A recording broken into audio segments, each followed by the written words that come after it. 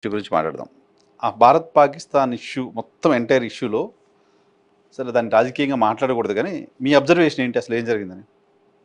ఆ నీచ నికృష్ట మదాంధ ఉగ్రవాదులు దాడి చేయటం, ఉమ్, మన భారత మహిళల నుదుట సింధూరాన్ని తుడిచేయటం, ఉమ్, దానికి తిరిగి సింధూరాన్ని ఆపరేషన్తో దానికి గట్టిగా బదులవటం, మన వీర జవాన్లు తమ స్పేస్లోంచి ఉంటూనే తీవ్రవాద స్థాయిరాల్ని ధ్వంసం చేయటం, అది కూడా ఆ ఆక్రమిత కాశ్మీరే కాకుండా డైరెక్ట్గా పాకిస్తాన్ భూభాగం లేదు కదా, బావల్పూర్ అంటే పంజాబ్ ప్రావిన్స్లోని, ఉమ్, అంటే పంజాబ్ రాష్ట్రం బావల్పూర్ జిల్లా చేయటం నిజంగా హ్యాట్సప్ అండి. అత్యంత ప్రెసిషన్తో. సరే, అంతర్జాతీయ దాంట్లో మనకు రఫేల్స్ దెబ్బతగిలిందని వాళ్ళు ఏదో ఇంటర్నేషనల్ ఇండిపెండెంట్ అబ్జర్వర్స్ కొని చెప్తా ఉంటారు, దట్ డిఫరెంట్ ఇష్యూ.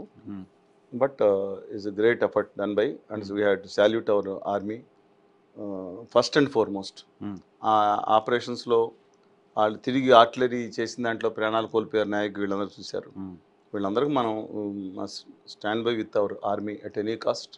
ఉమ్, మన దేశం కోసం ప్రాణం పెట్టి పనిచేసే, మన కోసం ప్రాణం పెట్టి పనిచేసే జై జవాన్, మన కోసం అన్నం పెట్టే జై కిసాన్. ఇది అది నా ఇదండి. కానీ యుద్ధం సీజ్ ఫైర్ ట్రంప్ అనౌన్స్ చేయడం పైన రకరకాల విమర్శలు దేశవ్యాప్తంగా ప్రపంచవ్యాప్తంగా వస్తున్నాయి. దాని మీద మీ కామెంట్ ఏంటి? సీజ్ ఫైర్ అన్నారు, సీజ్ ద షిప్ అన్నారు మీరు. షీజ్ ద షిప్ అంటే ఆంధ్రప్రదేశ్ది, మళ్ళీ వద్దాం దానికి. ఉమ్, ఒక్కసారి కొంచెం బ్యాక్ వెళ్తే ఉమ్, శ్రీమతి ఇందిరాగాంధీ గారి గురించి ఇలాగే పిచ్చి పిచ్చిగా ఉమ్, కిసింజర్ గారు ఐ వాంట్ టు మీడియేట్ అంటే, who are you to mediate in meddle with affairs, um, get lost అని చెప్పడం వాడు తప్ప అంతా చెప్పింది. అంతా చెప్పేసింది. ఉమ్, ఇంటర్నేషనల్ ఇంటర్వ్యూ బీబీసీకి ఇచ్చిన ఇంటర్వ్యూలో కూడా నేను డిసైడ్ చేసుకుంటాను, ఉమ్, నాకు దేశం సఫర్ అవుతుంది, ఉమ్, మధ్యలో వాళ్ళే వాడు చెప్పడానికి. కరెక్ట్. అంతర్జాతీయంగా ఏదైతే ఉందో నేను గౌరవిస్తాను. ఉమ్, లైన్ ఆఫ్ కంట్రోల్ మేము వెళ్ళకూడదు దాన్ని గౌరవిస్తాను. ఉమ్, ఐక్యరాజ్యసమితి నిర్ణయాలు గౌరవిస్తాను. ఉమ్, కానీ not at the cost of my country and my people. Um, నా ప్రైమరీ ఇంట్రెస్ట్ పాకిస్తాన్ డిస్టర్బెన్స్ కాదు, నా కంట్రీ డిస్టర్బెన్స్ చేసి బయటకు వస్తే నేను ఊరుకోను. ఉమ్, ఇవాళ చాలామంది అండి ఇందిరాగాంధీ గారి మీద ట్రోల్ చేస్తా, సరే వాళ్ళ తల్లి గారు ఎన్ని ట్రోల్ చేసే బ్యాచ్ని పక్కన పెడదాం. 93,000 మంది ఎందుకు వదిలేసింది పాకిస్తాన్ లాహోర్ దాకా? ఇదే వీళ్ళకు సోది.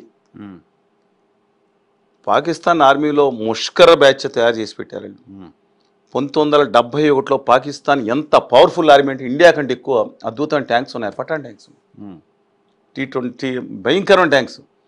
అంటే మనం కొన్ని పట్టుకున్నాం తర్వాత యుద్ధంలో అనుకుంటాం, కానీ మనం వాళ్ళ యుద్ధశక్తి అంటే వాళ్ళ కంట్రీకి, ఎందుకు 2 కంట్రీస్, అవును, అప్పుడు బంగ్లాదేశ్ సారీ దాంట్లో 2 పార్ట్స్ ఉన్నాయి అండ్ చాలా పవర్ఫుల్గా ఉన్నారు మేజర్ ఆర్మీస్. అంటే మనాలు తక్కువని కాదు, బట్ ప్రపంచం అంతా వాళ్ళ వైపు ఉంది కదా అప్పుడు. Except Russia, um, America, China, Vietnam, అది ఎంత ఉందండి వియత్నాం పిల్లుకోన, um, America, China, Saudi Arabia, um, Iran, Iraq, Palestine, they supported us. Um, Afghanistan, Najibullah తర్వాత వచ్చారండి. ఉమ్, ఈ నేమే కంట్రీ ప్రపంచం మొత్తం ఇంక్లూడింగ్ యూరోప్, యూకే వార్న్ చేసింది, యూ బిహేవ్ యువర్ సెల్ఫ్ అని ఇండియాని. వాట్ నాన్ సెన్స్ అండి. అవును. యూడి రిపోర్ట్ అంటే యునైటెడ్ కింగ్డమ్ కూడా they supported, they sided with. జనాలు చాలా మంది తెలియదు, ఎక్సెప్ట్ రష్యా ఇంకెవరు లేరు మీరు అన్నట్టు. ఎవరు లేరు. ఉమ్, మన మీద అటాక్కి 7th ఫ్లీట్ అంటే 7వ నౌకాదళం, అంటే అమెరికా తన నౌకాదళాన్ని కొన్ని భాగాలు విభజించింది. అంటే మెయిన్ దాంట్లో క్రూయిజ్ షిప్లు, మెయిన్ మొత్తం అన్నీ కూడా ఏది జలాంతర్గాములతో పాటు విమాన వాహక నౌకలు, ఉమ్, ఆ ఫ్లీట్ ఇండియా మీద పంపించింది. ఉమ్, ఓ పక్కన చైనా, వీళ్ళందరూ, యూకే కూడా వార్న్ చేసింది. ఈ టైంలో మన ఆర్మీ దమ్మున్న ఎక్విప్మెంట్ కూడా లేదు. ఓ పక్కన ఎప్పుడైతే పాకిస్తాన్ స్టార్టెడ్ అటాక్ చేసిందో మల్టిపుల్ అటాక్స్, ఇటు పక్కన బంగ్లాదేశ్ శాంతి బాహిని, ముజిబుర్ రహమాన్, షేక్ ముజిబుర్ రహమాన్ శాంతి బాహిని, ముక్తి బాహిని అంటాను, ఉమ్, వాళ్ళ గెరిలాతో కలిసి వాళ్ళు ఇండియాలోకి 1 కోటి మంది జనం వచ్చారు. నేను how can my country can bear 1 crore refugees. Um, వాళ్ళ సిరియా గురించి అంటే వీళ్ళు పెట్టుకోకుండా అక్కడ పంపిస్తున్నారు ఈ దిక్మాన్ సౌదీ అరేబియా కంట్రీస్. అట్లాంటిది 1 కోటి మంది రిఫ్యూజ్ని ఒక బంగ్లాదేశ్ కానీ ఒక అస్సాం కానీ ఎలా తట్టుకుంటుందండి? 1 కోటి మంది రిఫ్యూజ్ని, వాట్ ఈజ్ యువర్ కెపాసిటీ? మన ఫుడ్ షార్టేజ్లో ఉన్నాం అవును. ఆ రోజు. అలాంటి సిచ్యుయేషన్లో ఏం చేయలేని పరిస్థితుల్లో యుద్ధం డిక్లేర్ చేసింది. ఉమ్, ఎవరు లేకపోయినా సరే ఆవిడ అన్న అని పిలుస్తుంది, లేదు బ్రెజ్నేవ్ని, నేను ఉన్నానమ్మా అన్నాడు. దీని ముందే ఇంక సంతకాలు పెట్టి సైన్య సహకార ఒప్పంద దాన్ని అద్భుతంగా ఒకే ఒక దాన్ని డ్రాప్ చేసుకున్నారు. ఉమ్, డ్రాప్ చేసుకున్న వెంటనే ఎప్పుడైతే 7వ నౌకాదళాన్ని పంపించిందో దే సెంట్ ఐస్ బ్రేకింగ్ జలాంతర్గాములు వాళ్ళు పంపిస్తున్నారు, రాకపోయినా సరే కొట్టేసిందండి. కొట్టేస్తే 93,000 మంది ముష్కరులు ఉన్నారు. వాళ్ళని ఏం చేయాలి? వాళ్ళని అక్కడ వదిలిపెడితే బంగ్లాదేశ్ ఆర్మీ లేదు కదా ఆ రోజు, సెపరేట్ కంట్రీ కాదు చాలామంది. ఎవరు వీళ్ళే రేపొద్దు మళ్ళీ బంగ్లాదేశ్ని ఆక్యుపై చేస్తారు. వీళ్ళందరూ ఇంపోర్టెడ్ ఫ్రమ్ పాకిస్తాన్. అందులో ఒక 7,000 10,000 మంది కొంతమంది తప్ప. వీళ్ళందరినీ మనం పోషించలేము. ఇండియా తీసుకొచ్చి 1,00,000 మందిని కసబగాడిని మేపినట్టు మేపాలి.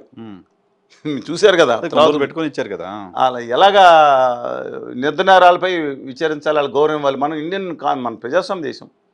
అలా కాదని చెప్పి లాహోర్ దగ్గరికి వెళ్ళి వెనక్కి రమ్మని చెప్పి కాశ్మీర్లో తుర్కీ ప్రాంతాలు కొన్ని ఉంటాయండి, తుర్కుత్, ఇలాంటి ప్రాంతాలు మాత్రం ఇవాళకే కాశ్మీర్లో మనం ఆక్యుపై చేసాం ఆ రోజు యుద్ధంలో. అది మాత్రం ఉంచుకుంది ఆవిడ.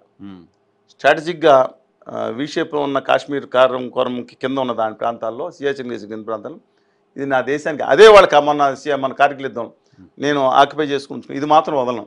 మిగతా ఇంటర్నేషనల్ బోర్డు పాకిస్తాన్కి నాకు ఇచ్చిన ర్యాడ్క్లిఫ్ ఏదైతే ఉందో, అది మన్మోహన్ లైన్ పైన ర్యాడ్క్లిఫ్ మన ఇండియానికి ఆయన ఇచ్చిన మన విదేశీ విభజన రేఖ, దీన్ని గౌరవిస్తాను అప్ టు కాశ్మీర్.